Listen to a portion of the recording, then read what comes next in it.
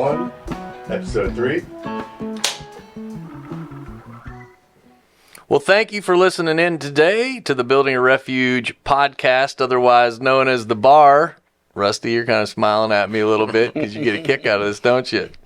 Clark, thank you to LDR Studios for having us in here today. I'm going to keep saying this. I don't think without you, we would certainly not be where we're at today. So That's right. Really appreciate everything to you and the team for having us in and doing this right, man. It's a lot of fun. So like us and find us on Facebook. You can go out to facebook.com/Building a Refuge, and you can also go out to YouTube if you'd go check us out there at Building a Refuge. So in the future, you can go check us out on both places. I think you can find us pretty much anywhere on social media if you just type in Building a Refuge. So you're going to find us out there. But go out and like us and take a listen in anyway. So before we get going today, we just want to say if you are out there, you are struggling, you do feel alone, what have you, there's a couple of resources that you can reach out to that we support. You can text Refuge to 494949. Or you can also use the National Suicide Hotline at 988, or you can text 838-255. But it's important that we kind of call that out as, we get into some, I guess, challenging conversations, but with what we're doing here at Building a Refuge, we really try to, create some hope and a little bit of guidance for folks, mainly guys, but it kind of expanded from there. But Rusty, Zack, thank you guys for coming in today. I really appreciate it. Yeah. Zach, very nice to meet you. Yeah, good to meet you too. Yeah, I feel like I've known you for a little while too, but it's only been like a day and a half. Yeah. Right? So, but really appreciate you guys coming in. Rusty, we've talked with you a lot about Building a Refuge and kind of where we're at and where we're going, and you've certainly been a big part of that, I think, over the last, 6 years, I think, something like that now. That's how long right, it's Erik? been, yeah. Yep. We got our co-host hanging out over there on the couch. He's really, comfy over here. I think you're going to take that spot up here. Not gonna lie, I think this might be the permanent spot. Yeah, right? Yep. You look good over there. Thank you. That beard is amazing. Thank you. I appreciate it.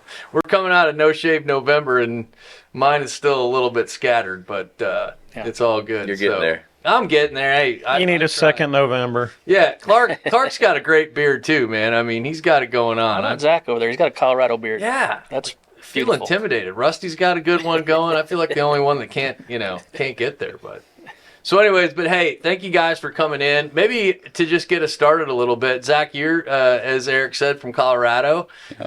Maybe give us a little bit of background and what you're doing out here in Indiana. And I know Rusty's from Fishers. He's been in Fishers for quite a long time, but he's not a Fishers native either. So Oh, no. maybe you can share a little bit about your background. Yeah, I was born in Dallas, Texas. Just make sure you know that. Yeah, home of the Who. Yeah. Yeah. So Zack, go ahead. Yeah, so I'm born and raised in Denver, Colorado. Yeah. Been out there my whole life. Eventually, I might have to make a change and get out and explore somewhere else. There you go. Indiana is definitely on the top of my list. Is this your first time in Indy? Well, I had passed through here before with my dad on the way to Michigan. It was on a road trip. Yeah. Spring break, my junior year of college, and we came and we visited Rusty. We made the 3 a.m. stop. Yeah, it was the middle of the night. Yeah. They pulled in and they were Yeah. there maybe like 30 minutes or whatever. So Rusty's got all that technology though, man. So he probably had you tracking all the way in, his Ring doorbell, and got you on video. Oh, And it was pretty awesome because Chloe, she was probably 16 at the time or something like that. Yeah. And she got up in the middle of the night and got all dolled up and everything else.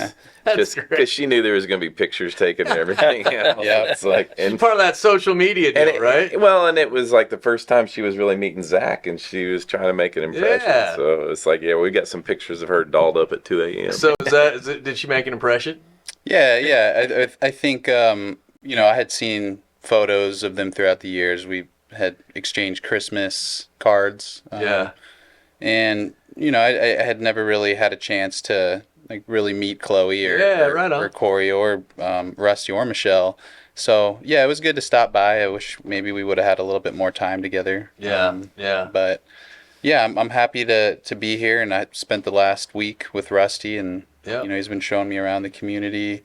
Been meeting a lot of great people. Yeah, well, we're grateful that you are here. Like we were saying, this is a blessing that we're actually here today. Like I said a little bit earlier, Clark and his team, man, have certainly helped us out. And I think, as things kind of happen, I don't know, a couple of weeks back, well, beginning of the month, right, Erik? We were like, we got to try to get to do a podcast sometime. And you're looking at two guys that don't really know the whole picture when it comes to doing something like this, and we were like, I have no idea what we're gonna do, but boom, here we are. So it's pretty fun. I think too it's important, as we unpack some of our story here today, is that our relationship, Zack is my nephew, my brother's son, and it's been limited. It was just, and it wasn't that we didn't care about each other or anything. It's just my brother didn't allow a lot of that to happen. And so we knew of each other, and we kind of watched each other from a distance. But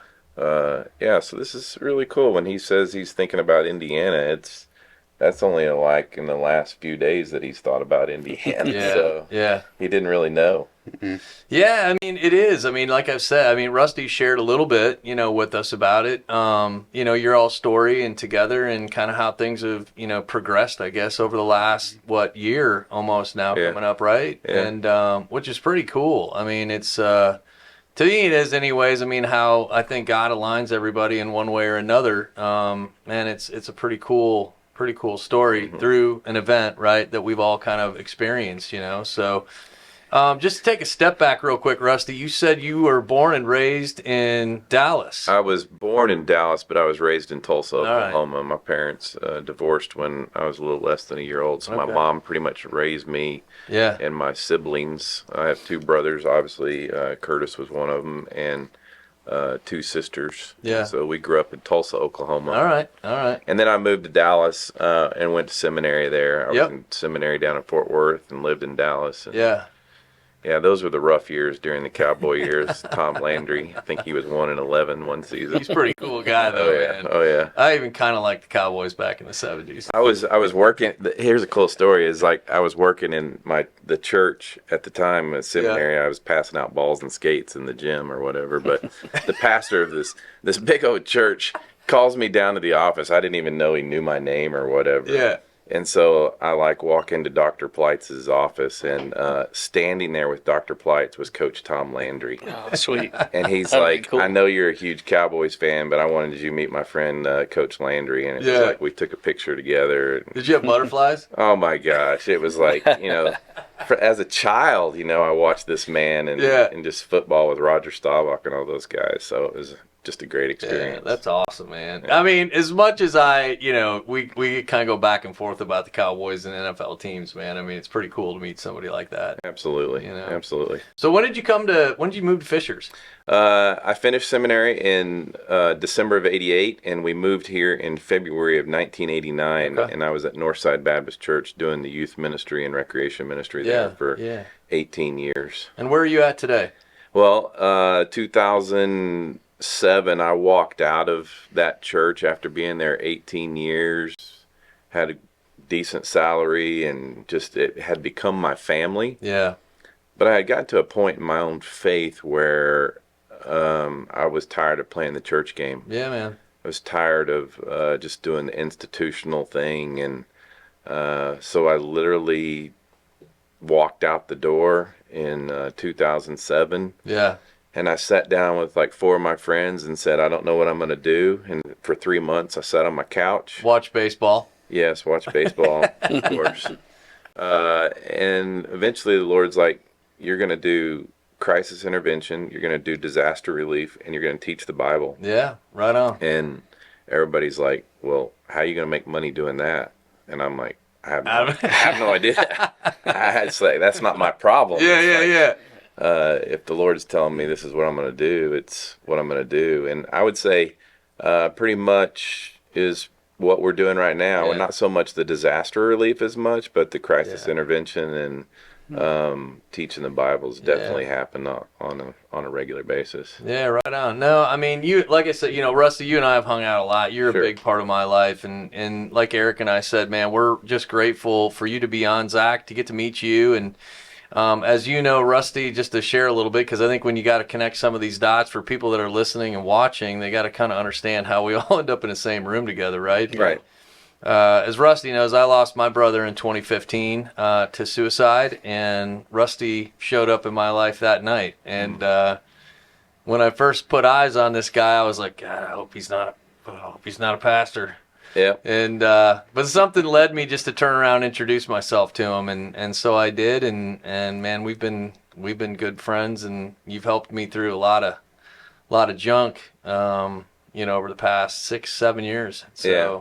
It was about, I think it was 2011, I came on board the city of Fishers as a chaplain for the city for both the police and the fire. And we did a duty last night for the fire department as they swore in like 20 new recruits. But I spend most of my time with the police department. I actually have an office there in the police department, and we know those guys really well, but we get called out for like death notifications and things, especially when families go through crisis and stuff. And so that night I was one of the 5 chaplains that took that call, and I walked into your house not ever knowing you, seeing you or anything like that. And you pretty much were down in the basement trying to figure out what was going on. But I can remember kneeling down beside your mother, Linda, and taking her hand and saying, I'm Rusty, I'm a chaplain for the city of Fishers. And from that very moment, it was like I became your family. Oh, yeah. That's right. There was no question about it. She embraced me. And, you walk into a situation like that, and you have no idea how you're going to be received. Right. Like, they either reject you or, yeah, thanks for coming, but no thanks. But your mom just held on and just prayed for her. And it was a tough night. I didn't get to really experience you that night, but we exchanged numbers. Numbers like, and everything. Hey, man, just call me if you need something. And but then like the next day, I came back. I came back and I brought Michelle, my wife, and Chloe. And again, we were well received, and it's just like we just kept coming back. And there's the great story of we came to your brother's funeral. Yeah, I love this. And Chloe didn't come to the This is a great story. Chloe hadn't come to the house. It was Michelle that came to the house. That's right. Yeah. But Chloe came to the funeral with me for your brother, and we're in the back, and Chloe's wearing something, and I introduced Chloe to your mom, and she reaches out and takes Chloe's sweater and kind of like closes it up because she had this low cut dress on. It was like she had never met Chloe before or whatever, but she just kind of took it, just closed looking it. like, what? Oh yeah, Okay. I loved it. She's like protecting my daughter and everything, Yeah. and so that's just the way what has been with your family is like it's very intimate, and we're just thankful for the relationship. Yeah, I mean, listen, I am. I tell you that every time I get a chance to talk to you, and I think Erik and I, with what we do here at Building a Refuge, like I said, Russ, I mean, you've been a big part of where we're at, what we're doing, and I think at the end of the day, it's just creating some hope, right? Oh yeah, absolutely. And I think sometimes the misconception can be that we put. I mean, I put all my stock in my faith. You know what I mean? And I have done that since 2015. And it took me a little bit. You and I both know, man. It took a little bit of unpacking to realize that. And I think, in terms of where maybe people that are listening, maybe people or what have you that check into this, maybe it strikes a chord in them. Like there's no like cookie cutter path, right? Absolutely. I mean, there's not just one way. And so I think for me personally, when I started to understand that and, started to put more trust in it, I guess that's probably what it is, has helped me, kind of unpack more and more down the road. So, which has been very cool because there's no pressure. No pressure, no expectation. Yeah, we met together for breakfast probably within a couple of weeks after your brother passed, and I can remember sitting at Sunrise Cafe in the booth, which is a normal place for me to sit with men, and taking the napkin out and begin I explaining. still have that napkin, by the way. Oh yeah, just begin, doing this napkin theology and explaining who you are, that you're three parts, Yeah. that you're a body, a soul, and a spirit. Yeah. And explaining all that to you and just laying all that out. Whereas in my former doing the whole church thing, it was always about evangelism, close the deal, get them to say a prayer, get them, lead them to salvation, and count that number and all that stuff. And that's what I had walked away from. Yeah. Because I'm realizing the greatest evangelism is... It's what we're doing right now. Yeah, is those this is that are going through crisis, that they have an ear to hear. And if I can explain really what Jesus has done for them, Yeah. more than just like, here's the formula that you have to get salvation. To get there. It's not about getting there, because he said, I came that you might have life and have it abundantly. It's not like, okay, you need to say a prayer, get salvation, and when you die and get to heaven, it's going to be all great. Right. It's like you can have it right here now, even in the midst of loss and grief. Yeah. In the loss of your family members. Right. You're all, yeah. Yeah, you can have abundant quality life right here, right now. And so trying to explain that to men is all that I do. I don't, it's not my responsibility for them to get it. It wasn't my responsibility for you to understand it. Right.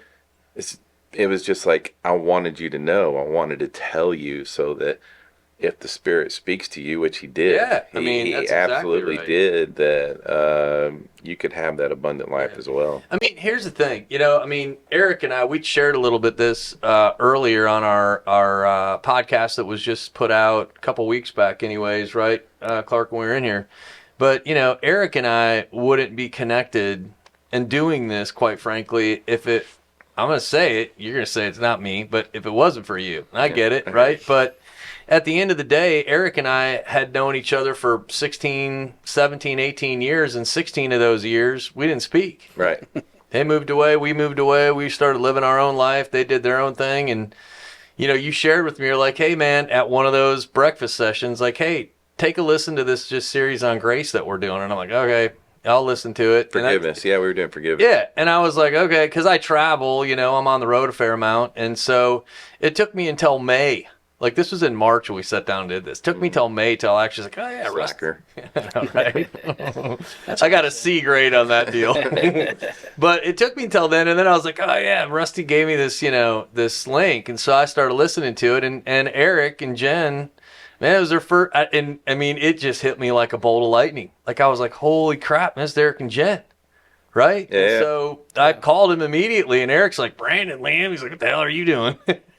Yeah, it's a great story. Their story is like a beautiful story, and forgiveness and redemption, and I hope that you all are able to share that. Yeah, someday. we will. We will for sure. That's right. But yeah, so Zack, so you're here. We appreciate you, man. And Rusty talked a little bit about this earlier. I really am grateful that you were open to come in and share with us kind of your perspective of all this. As Rusty said, you guys hadn't maybe been as close, right? But maybe share a little bit of that story and with us and how that all came about and where you're at today. Let me kind of like set him up. Yeah.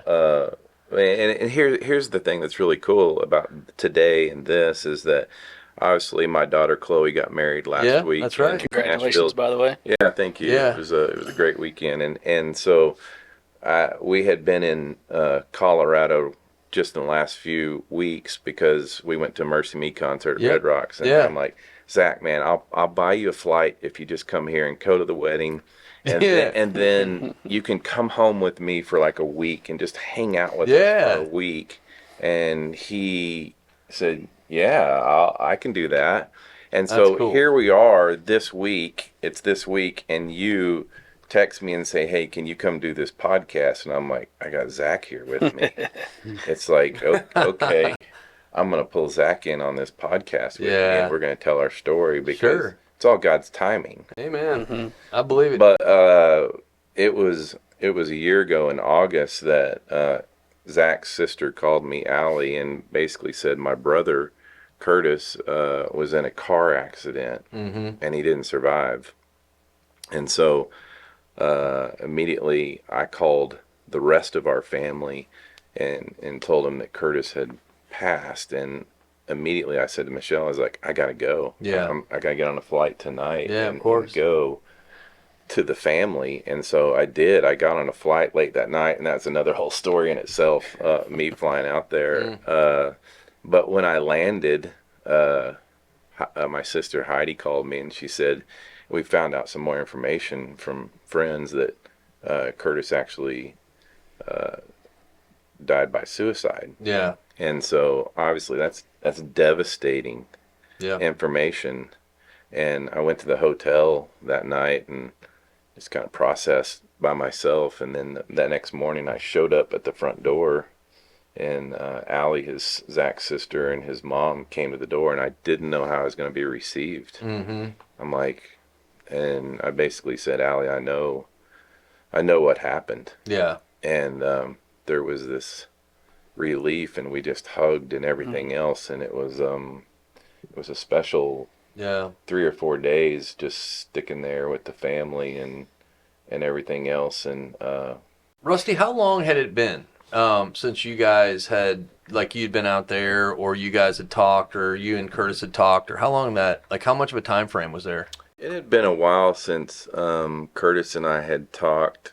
We always texted, and we would talk, but we talked more frequently. But the last year or so, he went on a decline, and there was some mental health and addictions and stuff like that Sure. that he was struggling with, and so there wasn't a lot of conversation with too many people at that point. Yeah.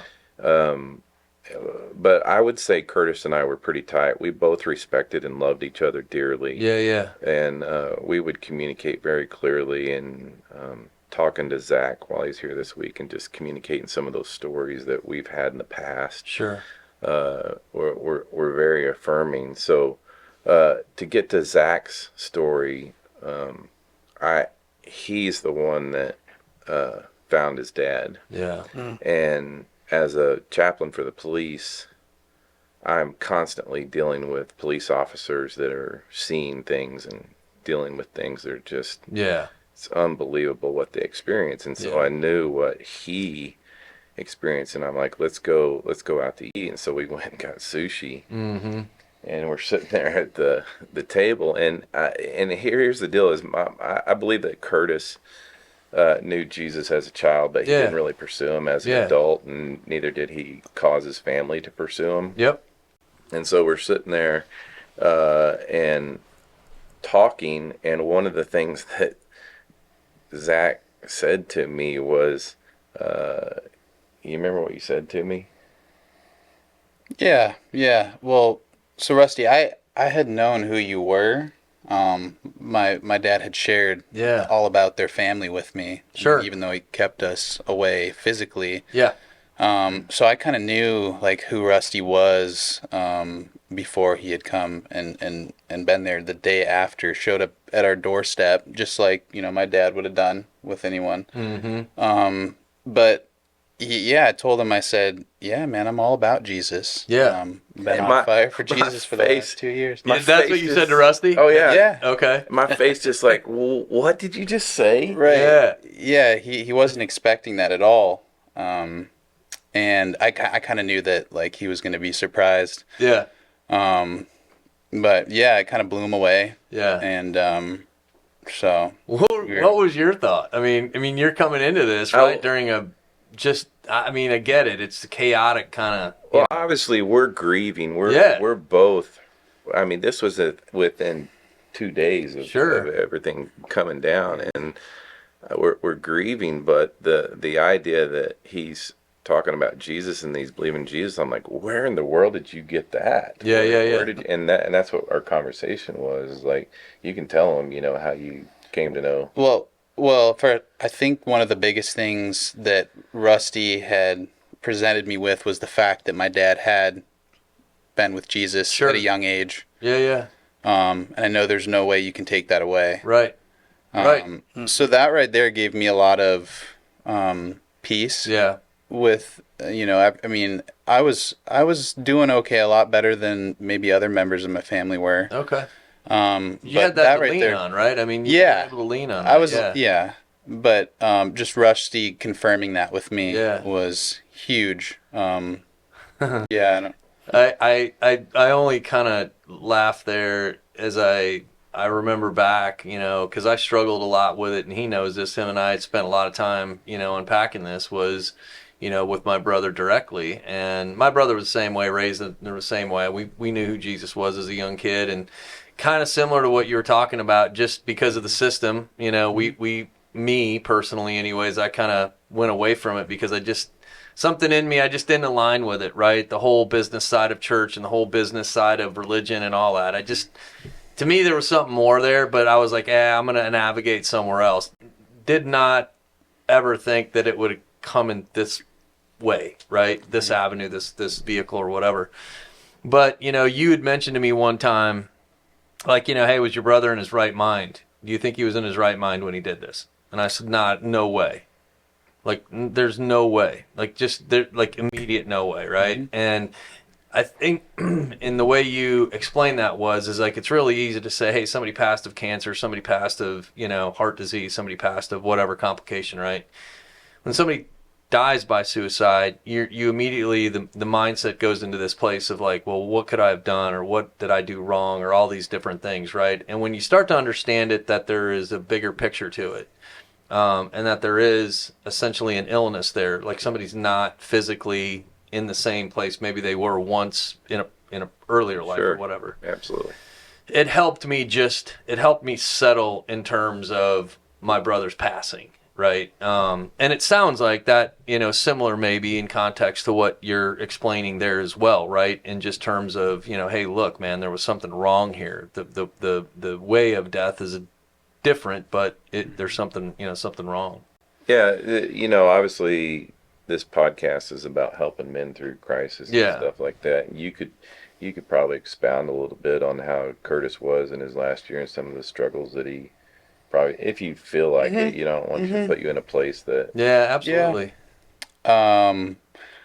Yeah, I guess I would say that we could attribute some of his decline in the last few years to a motorcycle accident that he had. Okay. He wasn't officially diagnosed with a TBI or any type of brain damage, but this is something my mom had brought up because she was noticing things after it happened. I mean, if you had seen his helmet after the fact, I mean, this thing it saved his life. Yeah.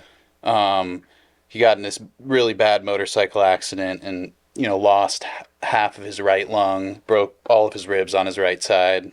Was basically being left for dead in the hospital. If it wasn't for a superhero surgeon who was flown in from New York, who had worked on soldiers who had been hit by IEDs and used some techniques to save his life.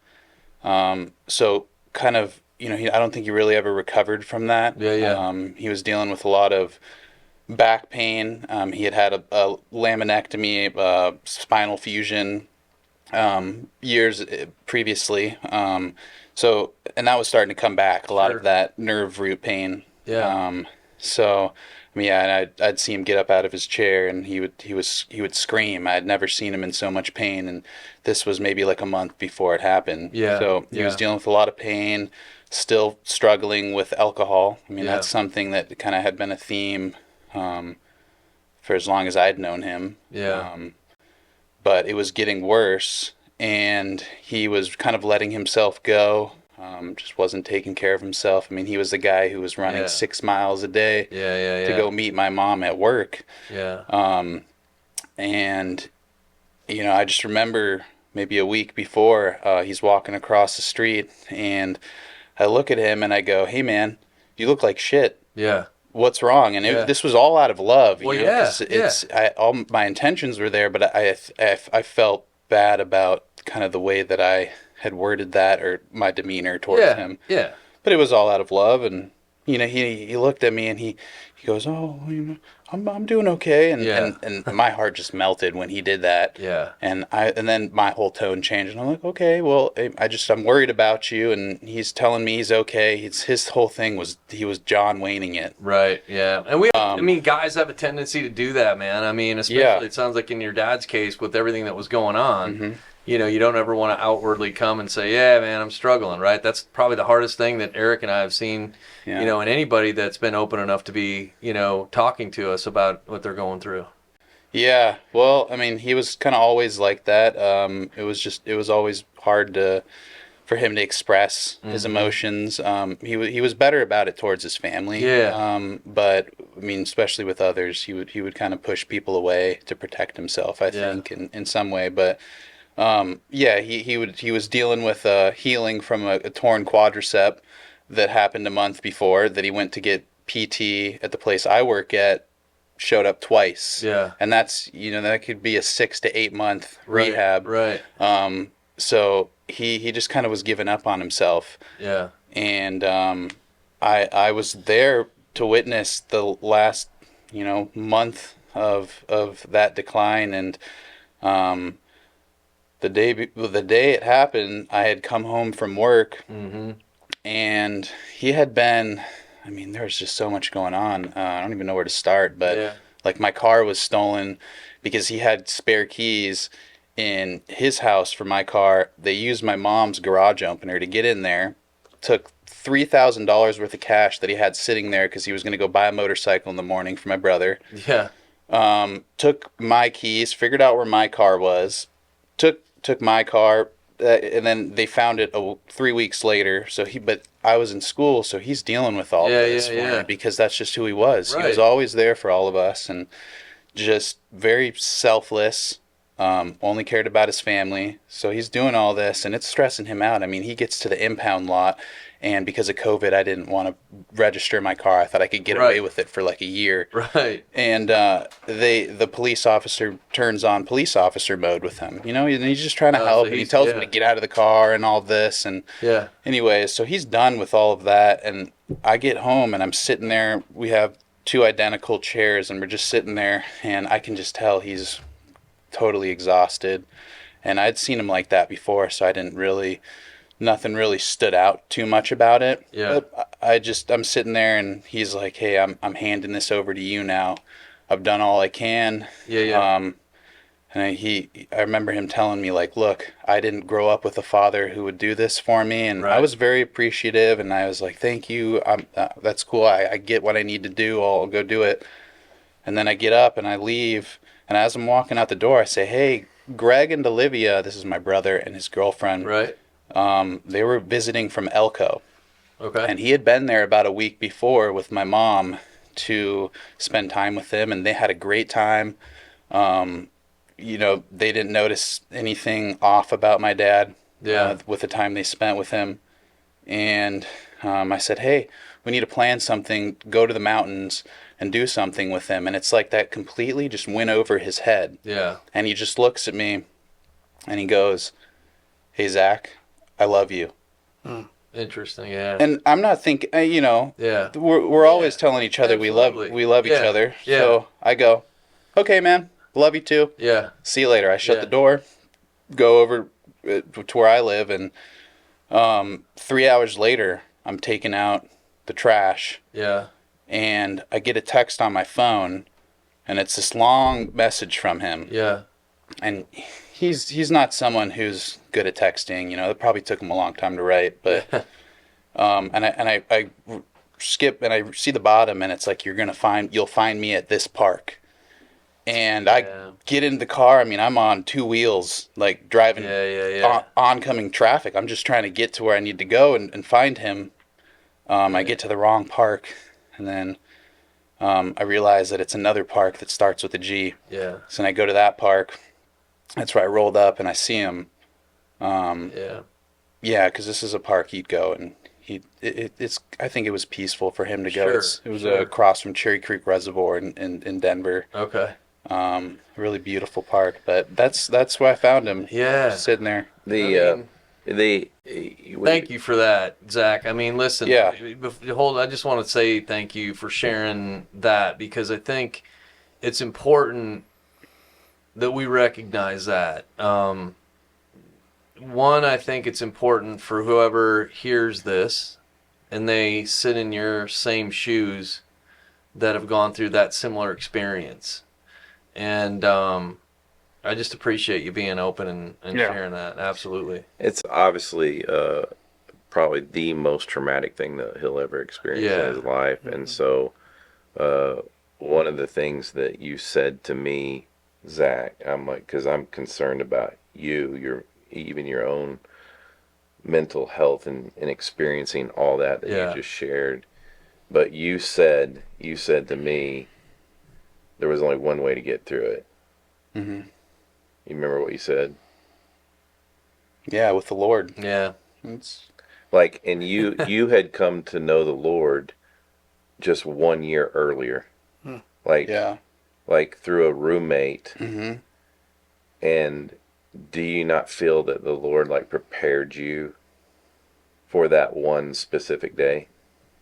Yeah, I think so. I think when I was born again, and I seen like it was like tidal waves were hitting me. Yeah.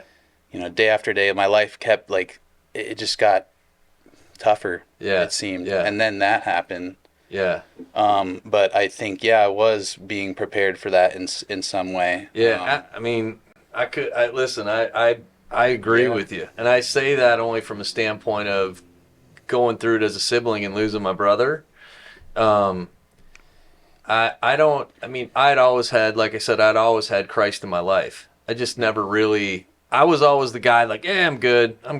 Great things have happened in my life. I've been married for 30 years. Had some, kids, wonderful things happen, right? And I would just always chalk it up to like, yeah, it's good. It's cool, man. I'm good.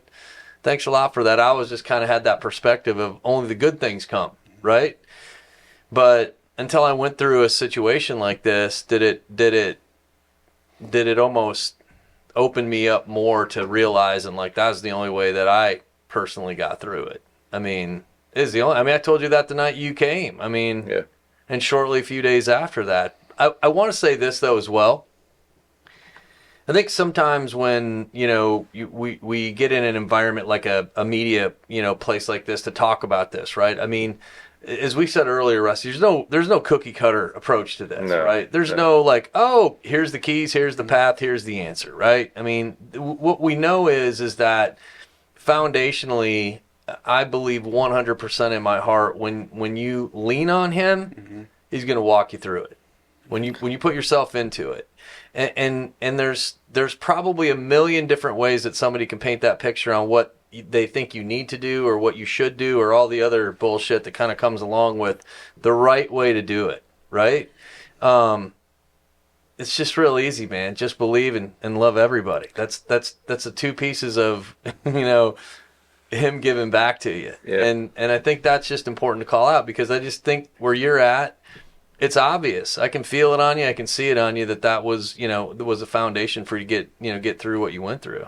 And he doesn't understand too that as the chaplain and always doing the death notifications and checking on people and everything else, that now I'm in that position. I'm in that position where it's my family. It's my brother that has died by suicide. Yet I got in that mode of going to their family and showing up at their door and checking on Zack. And all of a sudden, when he said, it was all about Jesus. Mm-hmm. He has no idea how much that ministered to me. Yeah.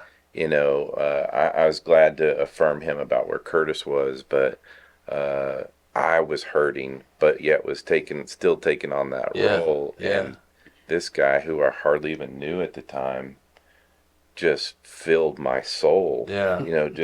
It was, and he knows the look on my face and everything else. And, and I had men like you were checking on me because obviously you and I went through it together. Yeah. The police chief was checking on me. The fire chief showed up at my door. Yeah. Arusa showed up at my door and just hugged me. Yeah. And so I have men all around me that care about me. But his statement was the thing that just, I needed. I think that's one of the things that came up, Zach, while you were talking was because the audience that we're talking to is going to be a mixed group of people. It's going to be people who are helping people through things. It's going to be people that are going through something at that specific time. And I will tell you this, and Zach, you don't know my story, but my story is one of an attempt on my life. And so the biggest thing that maybe I'd like you to talk about is for the people out there who are going through struggles and that are going through things, and Rusty, you can talk about this as well. When you say, I lean on my faith, or I know Jesus, I know this stuff, and my specific story, I was in such a fog, and things were so dark around me that I didn't want people to talk to me about faith. I didn't want them to talk to me about Jesus, because in my mind, it wasn't working. I had people praying for me. I had all that stuff, and the things that happened still happened to me, even though they were praying. And I know God's not a genie, but you just have to understand that at that time, I'm in a very dark place. So if we're sitting here talking to an audience, and there's one guy out there that's in their basement and it's a dark place, when you say lean on your faith, what is it that you really mean by that?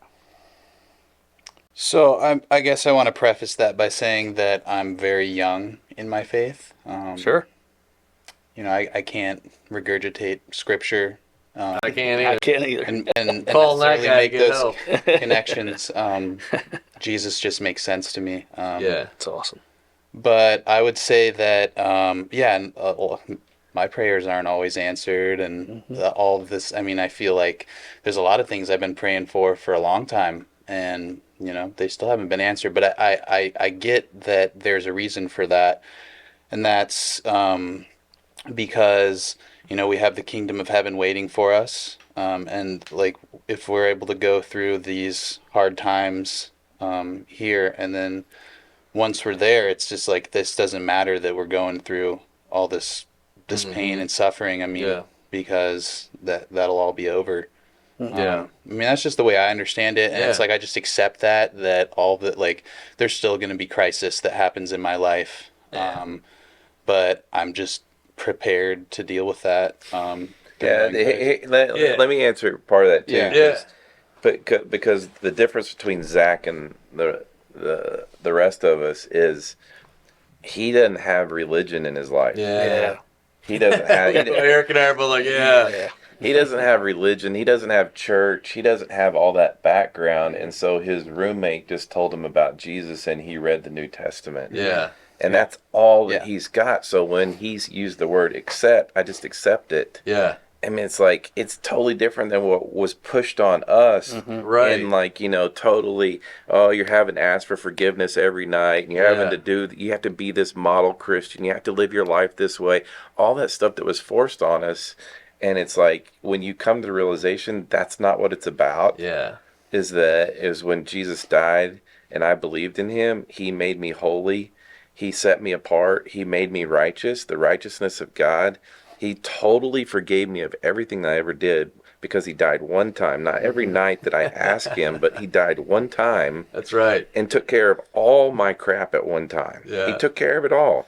And so now I walk in that forgiveness. I walk in that whole thing, that I am redeemed, that I am holy, that I am a saint. I'm a saint. Yeah. And I walk around not as arrogant, better than anybody else. It's just, I know what I've been given, and I know what and Eric, that to me, if I can share that with men, which is what we did That's at right. Napkin, That's exactly if I can, right. then all of a sudden that makes so much more sense and so more inviting than, hey, you need to come to church and you need to say a prayer and you need to act right. You should do this. You need to be doing this. Yeah, it's like you just should on them the whole time. That's right. It's like, it's a totally different story, and it was never what got into. Well, I mean, listen, going back to that same conversation, I still have that napkin. Rusty asked me this question. He just brought it up. He asked me this question. He said, how many times do you think he'll die on the cross for you? Do you remember my answer? Yeah.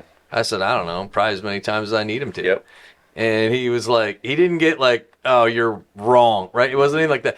It's like, we're gonna park here for a little while and let's just talk through that and what that means. And that was, and I think honestly, from a faith like a faith aspect. How many times did he die for you? One time. All right. One time, man. Make sure you clarify. He ain't never going back there ever again. But I think that was like one of these days that I'll never forget, only because it just once I wasn't putting him there every day for me to feel better, right? Because I was in the mindset, I was always this sinner trying to get somewhere. Once I unpacked all that and we kind of walked through all that, man, it was just a huge moment for me. But you're right. In terms of not having, like, you know, walking into it and reading the New Testament or what have you and realizing who Christ really is and not having all this other stuff behind it, man, I mean, that's cool to hear that kind of perspective of it. Not saying, I mean, look, the one other thing that we say on this, man, like, look, I just, you know, said this about a minute ago, you know, we walk out that door and you're going to get kicked in the ass. It's guarantee it. I guarantee it. You're going to walk into something when we walk out later today or down the road at some point in time. It's just going to happen. And that's one thing I think here, and what Erik and I try to do, not only, you know, on this podcast or even when we have meetings, is to get that across to people. Like, look, man, the world's going to throw you some curveballs at times. But when you have someone on your side to help you through it, it's a whole different deal. Still going to suck. It's still going to suck. That's the title of my message tomorrow morning when you show up at Pinheads. You're going to get kicked in the ass? No, the joy in suffering. Yeah. The joy in suffering, like Paul talks about in Philippians. And, yeah. But I mean, but Brandon, like, again, I'm sitting here thinking while you guys are talking, and you know, there's a huge correlation to what happened in Rusty and Zack's life to building a refuge. Yeah. And if we take a step back and look about what Rusty felt he needed to do when he found out about his brother, was to go and to comfort his family, and that ended up, you know, that whole scenario is why we're here today, right? Yeah, absolutely. And so the cool thing about that is Rusty now has a relationship and Zack has a relationship with somebody that they didn't necessarily know. And now, I mean, it's as if they were friends for 20 years. Yeah. They were relatives for, you know, and then, forever. And they didn't necessarily know each other. And that's what happens, I think, a lot of times. And again, I'm talking to the guys out there who are hurting, is the fact that when we reach out, when we take that step, because that is an action step, right? Absolutely. Like, if we are in that dark basement, or if we are in that clouded scenario, we have to reach out. Yeah. And that's a great correlation, the fact that Rusty was hurting personally with the loss of his brother, but he reached out anyway, and he took action. And that action is now strengthened his family, strengthened that relationship, and it is beautiful. Oh, yeah. It's beautiful. Yeah, and the thing is, we know that. Zack and I know that. Lisa and Allie and Greg, I think, knows that as well. And here's the cool thing that was like, obviously, the public doesn't know this, but we're tied to Mercy Me. They're dear friends of ours. And so they played at Red Rocks in Denver a few weeks ago, and it was sold out. Yeah. And so Michelle and I flew out there, and they live there, obviously, and we invited them to go to the concert. Yeah. And so I'm just thinking back at stuff.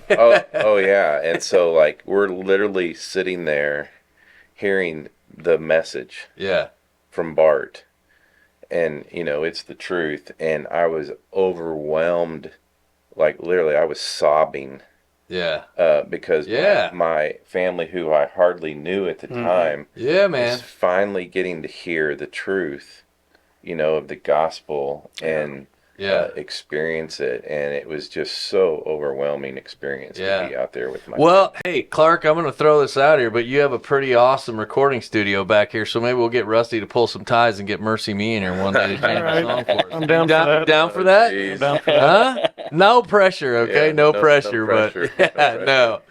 But yeah, man, I mean, I was chuckling there a little bit because you remember, I think it was the almost a year anniversary when we lost Brent. Did you guys take us down to Louisville at the Palace? Oh yeah. And saw Mercy Me. Yeah. And I didn't even, so here's the thing, man, I'm completely vulnerable, Zack. Like, Rusty asked me, he's like, hey, you want to go to a Mercy Me concert? I'm like, yeah, sure. I was like, dude, I have no idea who these guys are. And he's like, what? He's like, you don't know, you can only imagine song? I'm like, yeah, dude, I have no clue. Yeah.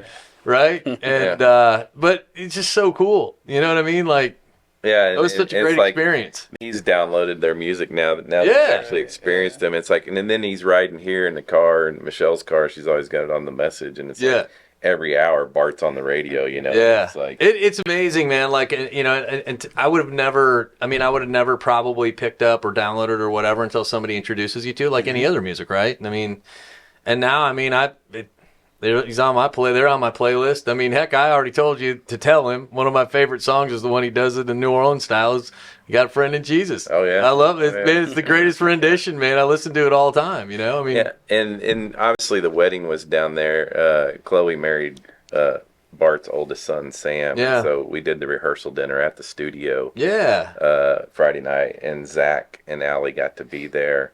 And just see the relationship and the importance of faith in a family. Yeah. You know, between the Kennedys and the Millards and all that. Yeah. And he got to experience that, the words that were spoken and everything else. Yeah. It was a beautiful weekend just to be able to share with him and Allie. Yeah, listen, you guys, I mean, Erik and I, when we, you know, wanted to put this together, you know, we were trying to think of folks that, you know, hey, who can we put on, you know, or have on as guests that we really trust, for one. And I think, you know, background from a standpoint of where we're trying to go with building a refuge and really getting the message of hope out. Like, look, dude, Zack, your testimony today and your vulnerability to tell us this, I 100% know it's going to give somebody hope. I know that in my heart. That's right. I know it. Yep.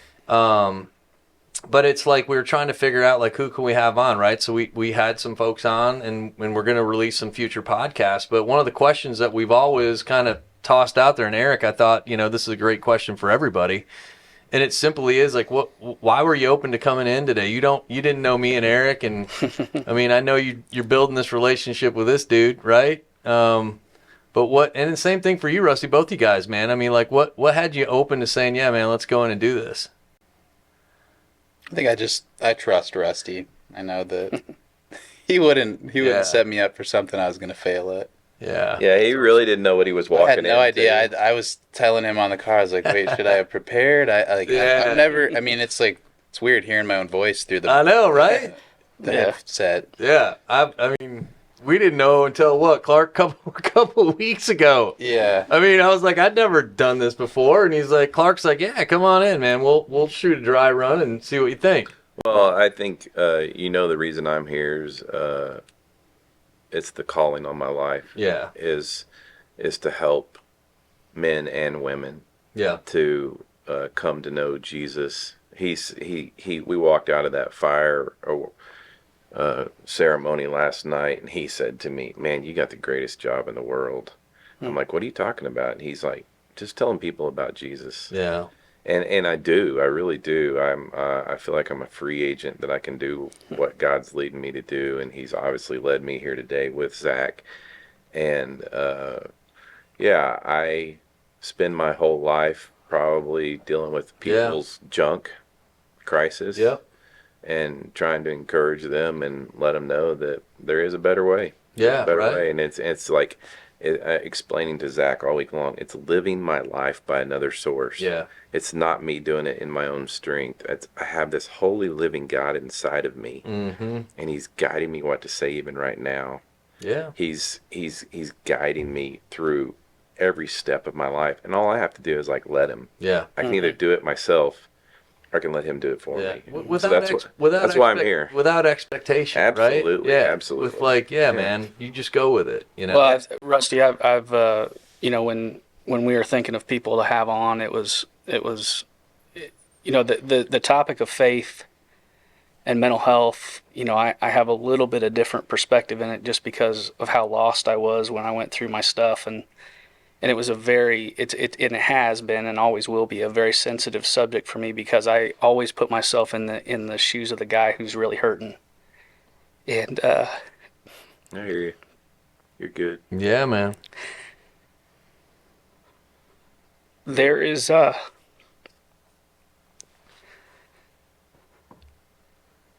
there's nobody else in this world that I would want to have here to talk about faith Yeah. other than you. I love you. Uh-huh. Yeah, I love you, buddy. It's all Yep. good. We're all in this together. Yeah. Yeah, I think, Eric, and thank you, man. I mean, you and I have been buddies for a long time, and it's not crazy how we've come back together again. It's easy to say it that way, but it truly is not. And as Rusty said, when you got this holy living God inside you, man, that leads you down these roads, you just got to have the eyes to see it. And it was very apparent to me the day you came back in my life. And all I got to do is just follow it. That's it, That's right. And that's why we do this. I mean, it's when Erik and I got together, and Erik really had an idea like, hey man, we need to create something where guys can just come out and hang out in a non-threatening, non-expectation environment and just be real. And it's hard for us to be real. You know what I mean? It's hard. I mean, Erik's story, man, and we'll get to it, right? I mean, Yeah. it's a hard one to tell, but when I know him, I know how strong he is, and I know how strong in his faith he is. I know what's gotten him through it. I mean, and that's, I think, the power behind it, really, at the end of the day. Yeah. And Rusty, we even talked about, Erik and I talked about this not long ago, man. I mean, we want to have you, but I think this is probably like a formal invite to come back. But I mean, really, in all honesty, and what you do in your professional world as a chaplain, I call it professional. It's what you do. You know what I mean? I shouldn't put that word in front of it. It's what you do. But I'm a pro at being a chaplain. right? I mean, I don't even know. It's stupid to say that. It's like, oh, your career, whatever. And I don't get paid for it. Yeah, I don't right? get paid as a chaplain for the city of Fishers. It's all volunteer. Just do it. Yeah. You know what I mean? And that's amazing. Like, I don't know. And I think there's a whole, just a segment alone, like how you deal with what you go through and what you see and the people that you see and just how you deal with your own mental health side of, going through that as a day in and day out volunteer. Yeah. You know what I mean? I say a job, but it's you volunteer for it. Yeah, we could bring a couple of the chaplains in here and do that. I mean, I think it would be very interesting because, I mean, I just know there's probably somebody that's going to touch one day to go, yeah, man, I get what that dude's saying. Yeah. You know what I mean? But, well, listen, Zack, thank you so much. I can't tell you how appreciative we are for you guys, for you. So nice to meet you. As you nice said, to meet you too. you trust this guy, and we do too, man. 150,000. You need to look a little higher than me, though. Ah. I will fail you. Yeah, you're not going to fail us, dude. Yeah. But no, we really appreciate you coming in. Like Erik and I were talking about, we hope that this doing this, gives somebody a little bit of hope when they listen in and they know that they're not alone, right? That other people have gone through these same things. But Clark, thank you very much again, man. LDR Studios is pretty awesome, dude. Yeah, thanks. Yeah, what you do and bringing this out is it's fantastic to have this vehicle. I'm still humbled, like being here and being able to do this and how it's come and here we are. But really appreciate it. And like I said, you can find us on Facebook, find us on YouTube. Just type in Building a Refuge. I could go through all the fancy, .coms and all that shit, but you can find us on Facebook, YouTube. Hopefully, with a little help from Brio, we're going to maybe find our way onto TikTok, Twitter, and all those other fun things that I have no idea how to do. But Don't you have like some kind of DJ name or something? no, DJ Brandy. Right? Don't bring that up. Come on, man. I was trying to get through this without. Oh, geez. Don't do it. Don't do it. Don't do it. No, I do not have a DJ name. Maybe I do. I don't know. But if, as we said at the front end of this, if you guys are struggling or there anybody that hears this is going through something, you can reach out to a couple of resources. Text Refuge to 494949, or definitely use the National Suicide Awareness Hotline. You can type in 988. They've made it a little easier to do that, which is good. But we appreciate you guys being on. Thank you very much. Look forward to talking with you guys maybe in the future. So thank you so much. It's our pleasure. Yeah. And go Cowboys.